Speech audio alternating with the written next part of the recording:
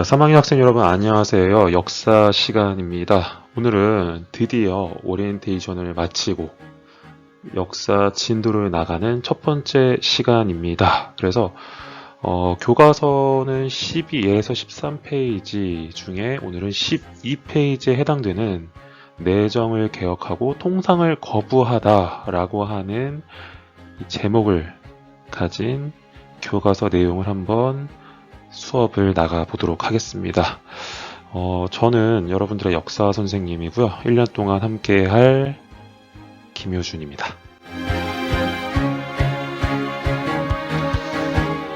자, 여러분들 이제 우리가 올해 이제 만나게 됐는데 온라인 수업 어색하지는 않죠. 그래서 저 또한 여러분들이 작년 1년 동안 그래도 나름 익숙하다고 하는 판단 하에 이렇게 영상을 만들었거든요. 그래서 교과서도 보면서 그리고 학습지도 참고하면서 저의 영상을 봐주신다면 아마 이해가 좀 되는 선에서 그렇게 영상을 만들지 않았나라는 생각을 하면서 준비를 해봤어요. 그래서 우리는 오늘 이 12페이지에 해당되는 부분을 한번 진도를 나가 볼 거고요. 그렇다면 시작해 보도록 하겠습니다. 자, 오늘의 목차는 크게 두 가지입니다. 첫 번째로는요, 서양 열강에 대한 위기감이 높아지다 라고 하는 조선 후기의 전체적인 상황에 대해서 간략하게 볼 예정이고요. 그리고 두 번째로는 흥선대원군의 내정개혁 정책을 알아볼 겁니다. 그래서 이를 통해서 왕권 강화를 꾀하려고 하는 그런 부분들에 대해서도 살펴보고자 합니다.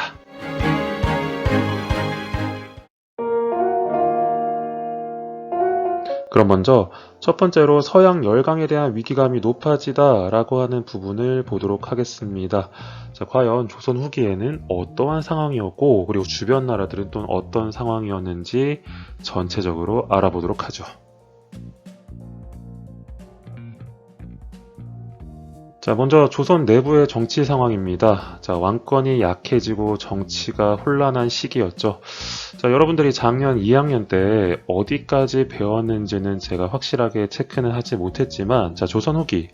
대표적으로 왕권이 약해지고 신하들이 권력을 장악하는 세도 정치 기간이 있었어요. 그래서 자, 순조 그리고 헌종 철종 때 자, 안동 김씨와 풍양 조씨로 대두되는 이 세도 정치 가문들이 이 나라를 좌지우지했었죠. 자, 그리고 얼마 전에 끝이 났던 철인왕후라고 하는 드라마 여러분들 아시죠? 거기에서도 물론 안동 김씨라는 표현을 안 했지만 자, 김가, 조가 이런 식으로 해가지고 세도 가문이 있었다는 거 여러분들 잘 아실 겁니다. 드라마를 본 학생들에 한해서는요. 자, 그래서 왕권보다는 오히려 신하들의 권력이 더 강했던 시기. 그래서 신하들이 좌지우지해서 정치가 굉장히 혼란스러웠던 조선 후기 사회입니다.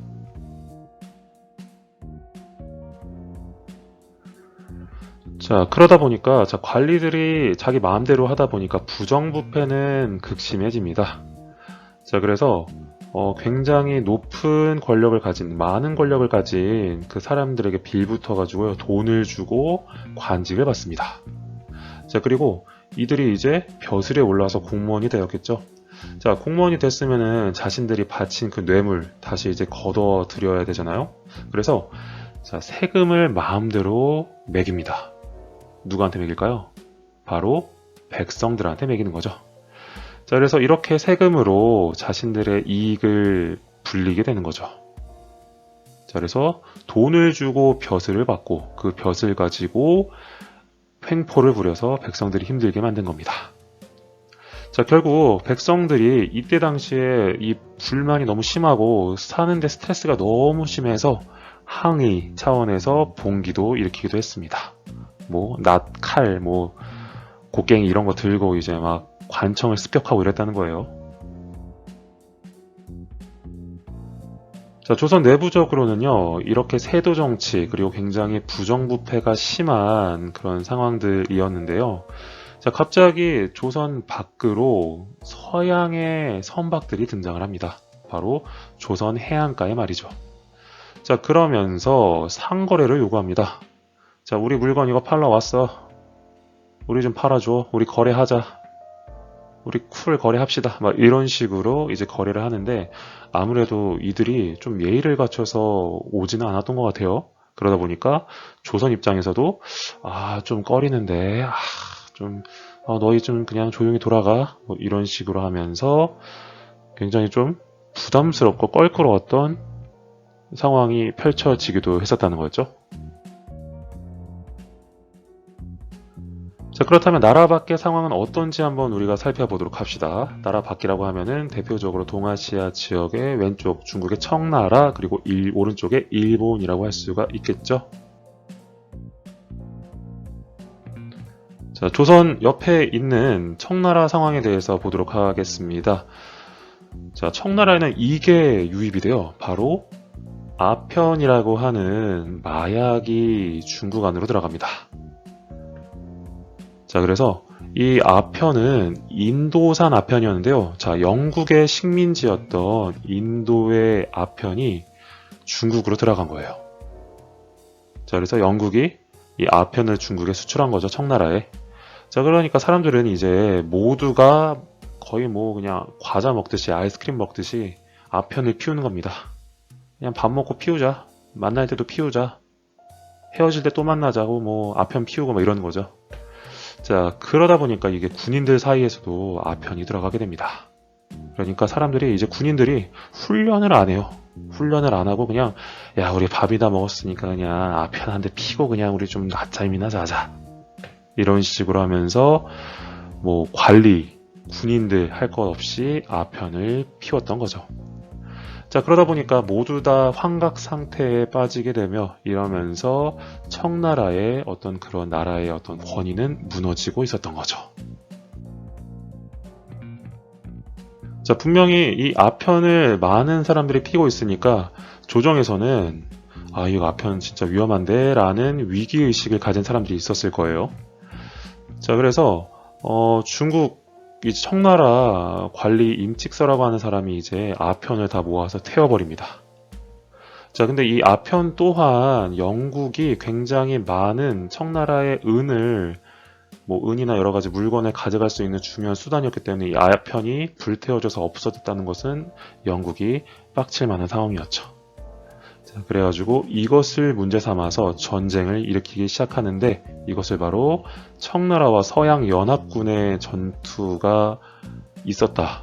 아편 때문이었다. 라고 해서 아편 전쟁이라고 하죠. 자, 청나라 배가 살살 녹죠. 그래서 결국에는 청나라가 서양 연합군에 의해서 패배를 하게 되고요. 결국 이 엄청나게 강대국이었던 청나라는 서양의 간섭을 받게 되는 겁니다.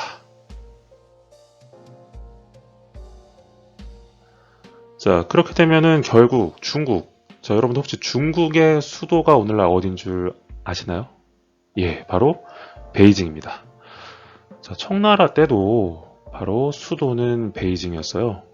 자, 서양 연합군 막 밀고 들어갑니다. 그래서 결국 수도 베이징이 함락이 됩니다. 자, 베이징은 황제가 있던 곳이었죠. 결국에는 이 서양 군인들의 이 병력들이 황제 가까이까지 갔다는 얘기입니다. 자, 그리고 우리 한반도 위에 쪽, 바로 연해주 이 지역이 옛날 청나라의 땅이었거든요. 근데 자, 이 전쟁에서 지은 대가로 자, 서양과 여러 가지 이제 조약을 맺게 되는데요. 자, 그 조약의 결과로 이 연해주의 땅을 빼앗기게 됩니다. 바로 러시아한테 말이죠.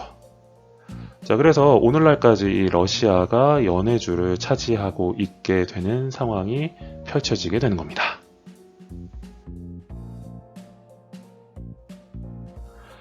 자, 청나라 상황까지 한번 살펴봤고요. 그렇다면 우리 조선의 오른쪽에 있는 일본의 상황에 대해서 살펴보도록 하겠습니다.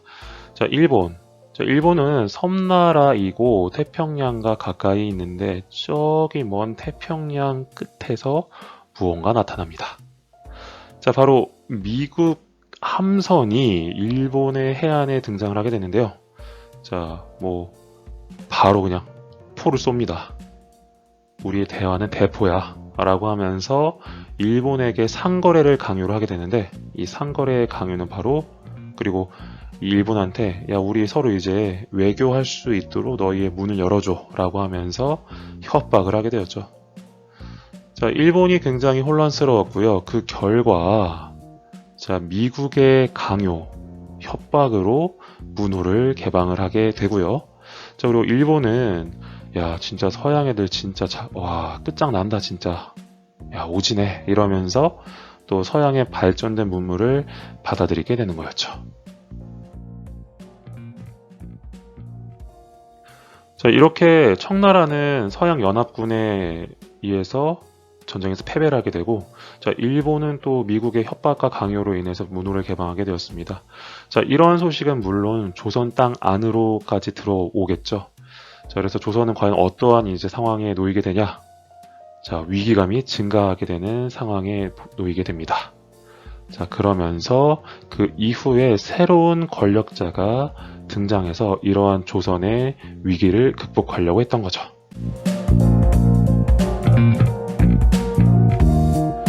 자, 그렇다면 우리가 이제 두 번째 파트에 해당되는 내정개혁으로 왕권 강화를 꾀하다 부분을 살펴보도록 하겠습니다.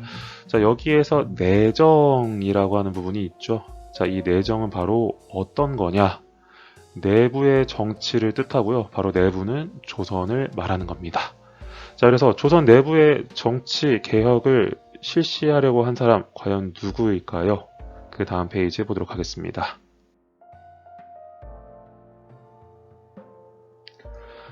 자, 바로 이 정치개혁을 추구했던 사람, 바로 흥선대원군이라고 할 수가 있겠는데요. 자, 흥선대원군, 어떤 사람이냐? 자, 철종 임금이 사망을 하게 됩니다. 자, 그러면서, 야, 이제 철종이 죽었으면 누가 임금을 하지? 라고 하면서 신하들이 고민을 하게 돼요. 자, 그러다가 찾다 결국에는 뭐 핏줄을 따라서 흘러내려가는 왕족의 기운을 찾다 보니까 어린 고종을 찾게 됩니다. 자, 그러면서 이 고종이 왕위에 오르게 되는데요. 나이는 굉장히 어립니다. 자, 그러면 어리다면 과연 고종이 제대로 정치를 할 수 있었을까요? 아니겠죠? 자, 그래서 이 고종의 아버지에 해당되는 흥선대원군이 실제 정치를 담당하게 됩니다. 자, 흥선대원군은 이 전까지 뭐 순조, 헌종, 철종 뭐 이런 왕들이 굉장히 뭐 좀 자신의 어떤 뜻을 이루지 못하고 결국에는 신하들에게 그 권력을 내어주는 모습을 보면서 안 되겠다. 자, 이제 세도 정치 가문을 뒤집어 엎어버리자 라고 하면서 개혁 정치를 실시하게 되는데요. 그 첫 번째가 바로 세도 정치를 없애려고 한 거였습니다.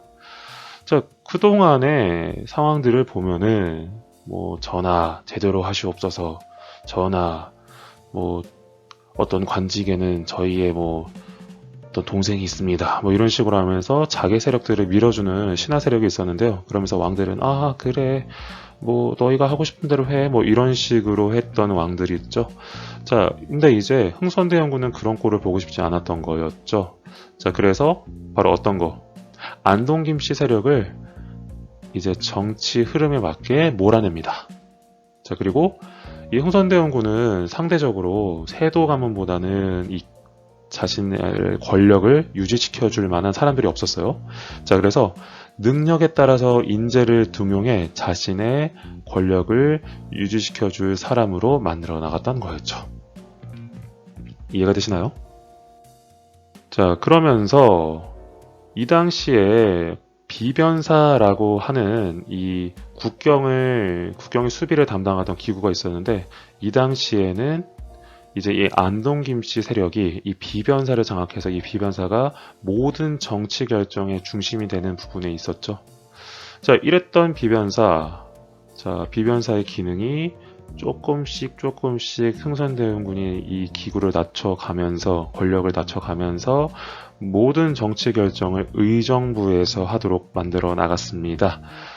자, 그래서 원래는 안동 김씨를 대표하는 기구였던 비변사의 기능을 축소했고요. 자, 그리고 의정부, 자, 왕권을 대표하는 기구였던 의정부의 기능을 점차 회복시켜 나갔죠. 자, 그리고 흥선대원군의 두 번째 개혁 정치는 바로 뭐였냐? 자, 책들이 보이죠? 바로 법전을 편찬해 나갔습니다. 자, 이 당시에 세도 정치 가문이 자기 마음대로 이렇게 나라를 다스리다 보니까 뭐 법은 뭐 있으나 마나한 어떤 뭐 하나의 그냥 좀 그렇게 세지 않은 어떤 규칙과 같았죠. 자, 근데 이제 흥선대원군이 대전회통 등과 같은 법전을 편찬하면서요, 이제 국가의 어떤 새로운 체제를 마련해 나갑니다. 자, 그러면서 세도 가문의 횡포를 막아줄 하나의 기준이 등장하게 되었던 거였죠. 자, 그리고 세 번째로 경제 관련해서 개혁을 하게 됩니다. 자, 어떤 이유에서 이제 경제 개혁을 하게 되었느냐? 자, 없습니다. 뭐가 없냐? 돈이 없는 거였죠.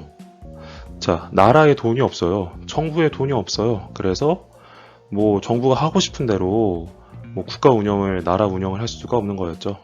뭐 돈이 있어야 뭐 좀 백성들을 잘해주고 뭐 사주고 이럴 거 아니에요? 자, 그래서 흥선대원군이 이제 돈을 모으기 시작합니다. 자, 이제 어떻게 모으는지 한번 보도록 하죠. 자, 이제 가장 먼저 토지를 새롭게 조사해서 세금을 징수하게 됩니다. 자, 아무래도 이 당시에 조선에서 가장 백성들에게 많은 세금을 거두어 들일 수 있었던 분야가 바로 농업이었어요. 자, 그래서 백성들이 자신 혹은 뭐 누군가의 땅을 빌려서 농사를 짓고 거기에 따라서 이제 뭐 쌀을 추수하면은 거기에 일부를 세금으로 바쳤던 거였죠.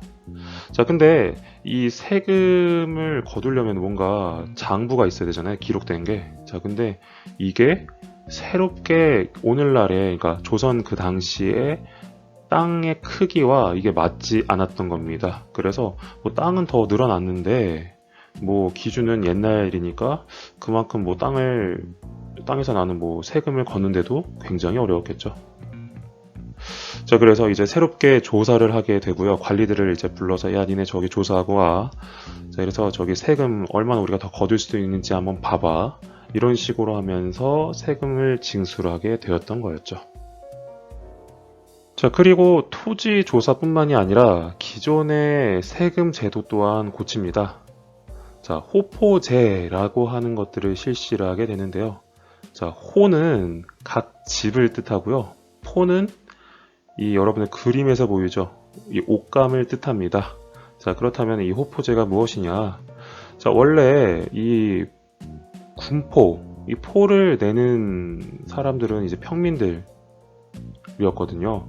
자, 그리고 이 포를 왜 세금으로 내냐? 바로 군대를 가는 대신에 이 옷감을 내는 거였죠. 자, 이 당시에 군인들은 직업 군인이었기 때문이에요.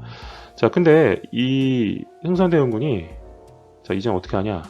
양반들에게도 이 포를 내라고 강요를 합니다. 자, 그러니까 이 호포제에서 호라고 하는 게 바로 뭐냐? 각 집이라고 했잖아요. 그러니까 양반, 뭐 평민 할 것 없이 각 집마다 이 포를, 옷감을 거두어 드렸다는 거죠. 자, 그래서 여기 오른쪽에 도표를 보시면요. 자, 원래는 이 면제되던 양반층이 겁나게 많았잖아요. 자, 근데 호포제를 실시하고 나니까 이 세금을 내게 될 양반이랑 평민들이 많아지게 되었다는 거였죠. 자, 결국에는 무슨 뜻이냐? 거두어들이는 세금이 늘어났다는 얘기입니다. 자, 그리고 양반들의 불만도 늘어나게 되었죠. 자, 그리고 기존의 제도 중에서 환곡이라고 하는 제도가 있었는데요. 이게 뭐냐? 자, 봄에 이제 백성들이 먹을 게 없잖아요. 농사를 뭐 짓지만 겨울철에 다 먹고 나니까. 자, 그래서 이 관청에서 쌀을 봄에 빌리고요. 이제 가을에는 추수할 때 갚는 겁니다. 이자까지 포함해서. 자, 근데 이 관청에서 지네들이 좀 헤쳐먹으려고 정말 이 백성들에게 정말 거지 같은 쌀을 빌려주기도 하고, 뭐 이자를 빌린 거에 뭐 몇십 배, 몇백 배를 갚으라고 했던 거였죠. 자, 백성들 죽어나죠. 자, 그래서 흥선대원군은 사창제라고 하는 것들을 실시합니다. 바로 뭐냐? 자, 관청에서 쌀을 빌리는 것이 아니라 사창이라고 하는 그 지역의 대표를 임명을 해요. 돈이 많은 사람이겠죠? 그래서 이 사람한테 쌀을 빌리고 갚는 제도를 만들었던 것이었죠. 자, 그래서 관청이 이 돈놀이를 하는 것을 좀 흥선대원군이 막고 사창이라고 하는 사람을 대신시켜서 이러한 곡식을 빌려주고 갚는 제도를 실시했던 겁니다. 사창제 이해되시죠? 자, 그리고 이와 관련해서 또한 서원이라고 하는 곳을 어떻게 하냐? 철폐를 합니다. 자, 원래 서원이라고 하는 것은 자, 오늘날에 뭐로 생각하면 쉽냐? 자, 뭐 사립 중고등학교 이 정도? 뭐 명문 중고등학교 사립 생각하면 좀 될 것 같은데, 자, 이 당시에는 자, 굉장히 높은 수준의 학문을 다 공부하지는 않았었죠. 자, 그래서 양반들 위주로 학문을 가르치는 곳이 바로 서원이라고 하는 곳이었는데요. 자, 아무래도 또 중요하고 또 굉장히 유명한 서원들이 있겠죠. 거기에 또 사람들이 모여들고요. 거기 출신이 관리가 되었다라고 하면은 또 그들 사이에 또 무리를 형성하게 되었고요. 자, 이러다 보니까 자, 왕 입장에서는 굉장히 이 서원 출신의 이 양반들, 관리들이 힘들었던 거죠. 자, 그래서 이러한 서원을 이 철폐를 하기란 굉장히 쉽지 않았는데 흥선대원군 때 대략 600개 정도의 서원을 철폐합니다. 자, 그리고 이 서원이 이 왕권을 위협했을 뿐만이 아니라 백성들에게 여러 가지 이유로 또한 세금을 많이 긁어 모았나 봐요. 자, 그래서 이러한 백성들이 힘들어하는 것을 막고 또한 왕권을 위협하는 이 존재를 없애버리기 위해서 서원을 철폐했던 거였죠. 자, 그러면은 경제적인 개혁 측면 그 다음으로 경복궁을 새롭게 또 중건을 하게 됩니다. 자, 여러분들 경복궁 알죠? 예, 이게 오늘날의 경복궁인데, 자, 임진왜란 당시에 일본이 침입을 해서 경복궁이 불탔습니다. 일부가 불탔고요. 이것들을 복구를 해야죠. 근데 워낙 엄청난 규모의 대공사라서 쉽게 할 수는 없었어요. 자, 그런데 이제 드디어 흥선대원군 때 좀 간지나는, 좀 멋있는 모습을 새롭게 다듬기 위해서 이 경복궁을 건설하게 되었던 거였죠. 자, 그리고 건설 현장에는 당연히 백성들을 동원하게 되었고요. 자, 근데 건물을 지을 때는 돈이 필요하겠죠. 자, 그래서 새롭게 동전 또한 이제 발행을 하게 됩니다. 바로 뭐냐? 당백전이라고 하는데요. 자, 기존에 오른쪽에 보시면 여러분들 이거는 상평통보라고 해서 기본 돈을 이제 시중에 뿌려놨는데 이제 당백전이라고 하는 상평통보의 100배에 해당되는 가치를 지닌 돈을 발행을 합니다. 그리고 이걸 가지고 세금을 거두어 드리고 했었죠. 자, 근데 여러분들 당백전이 겁나게 많아지면은 상평통보 쓸모가 없겠죠. 왜? 상평통보 100개는 겁나게 무거운데 이 당백전 하나만 들고 다니면 됐기 때문이죠. 자연스럽게 돈의 가치도 이 상평통보가 높아지니까 돈의 가치, 상평통보의 가치는 낮아지게 되는 거였죠. 당백전 때문에. 자, 그리고 또 돈이 필요하잖아요. 그러니까 백성들에게 또 세금을 또 무겁게 거두기도 했습니다. 네. 자, 백성들 가뜩이나 농사도 지어야 되는데 아주 그냥 죽어나겠죠. 돈까지 내라니. 자, 백성들 한편으로 세도정치 가문들이 그러한 이제 정말 대책 없는 어떤 위협과 협박, 강요들로 인해서 힘들었지만 흥선대원군의 어떤 여러 가지 개혁 정치로 나름 괜찮았던 것 같기는 해요. 자, 하지만 경복궁 중건 쉬운 일이 아니었죠. 자, 아무래도 당백전 때문에 물가가 굉장히 올랐어요. 돈의 가치가 떨어지니까. 자, 그리고 경복궁 짓는 것 때문에 농사도 못 짓고 겁나 힘들었죠. 그래서 결국 백성들의 원망은 날로 날로 커져가게 되었던 거였죠. 아시겠죠? 자, 이렇게 해서 우리 오늘 이제 조선 후기의 정치적인 상황 그리고 내정 개혁을 통해서 흥선대원군이 어떠한 개혁 정치를 추구했고 실시하려고 했는지 그 내용들을 살펴봤습니다. 자, 여러분들 오늘 첫날이어서 좀 열심히 또 들은 친구들도 있고 아직 적응하는 친구들도 있을 텐데요. 여러분들 출석 체크 정말 잘 해주셔서 감사하고요. 그리고 우리 이 영상 보고 나서 과제하는 것도 잊지 말아주세요. 자, 그렇다면 여러분들 우리는 다음 시간에 또한 이 외부 세력과 조선과의 일어난 전쟁들에 대해서도 살펴보도록 하겠습니다. 네, 여러분들 고생 많이 했고요. 우리는 다음 주에 보도록 하겠습니다. 여러분들 안녕.